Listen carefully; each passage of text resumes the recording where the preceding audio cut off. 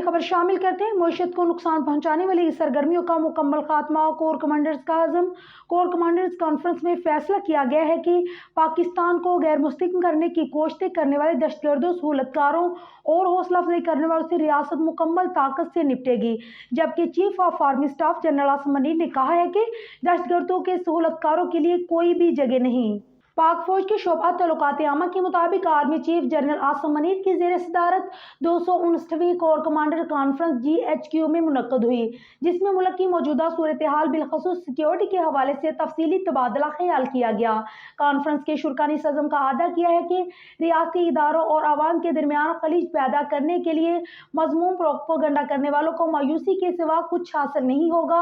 اور انشاءاللہ ایسے عناصر مزید رسوائی کا شکار ہوں گے۔ اعلامیے کے مطابق کور کمانڈرز کانفرنس میں شرکاء نے 6 ستمبر کو ملک بھر میں یوم دفاع اور شہداء کو بھرپور طریقے سے منانے پر پاک فوج نے اپنی قابل فخر قوم کو شکریہ ادا کیا۔ اعلامیے کے مطابق آرمی چیف نے آپریشنز کے دوران پیشہ ورانہ مہارت کے معیار کو برقرار رکھنے اور فارمیشنرز کی تربیت کے دوران بہترین کارکردگی کے حصول پر زور دیا اور فوجی کی فلاح و بہبود اور حوصلہ برقرار رکھنے اور مسلسل توجہ دینے پر کمانڈرز کی تعریف کی، جو فوج کی آپریشنل تیاری کی بنیاد ہیں۔ کانفرنس کے شرکاء نے ہر قسم کے بالواسطہ اور بلا واسطہ خطرات کے خلاف پاکستان کی خود مختاری اور علاقائی سالمیت کے دفاع کے لیے پاک فوج کے عزم کا اعادہ کیا۔ کانفرنس کے شرکاء نے مسلح افواج، قانون نافذ کرنے والے اداروں کے افسران اور نوجوان سول سوسائٹی کے شہداء، جنہوں نے ملک کی حفاظت، سلامتی اور وقار کے لیے اپنی جانوں کا نذرانہ پیش کیا، ان کی عظیم قربانیوں کو خراج عقیدت پیش کیا۔ کور کمانڈر کانفرنس میں شہداء کے ایصال ثواب کے لیے فاتحہ خوانی بھی کی گئی۔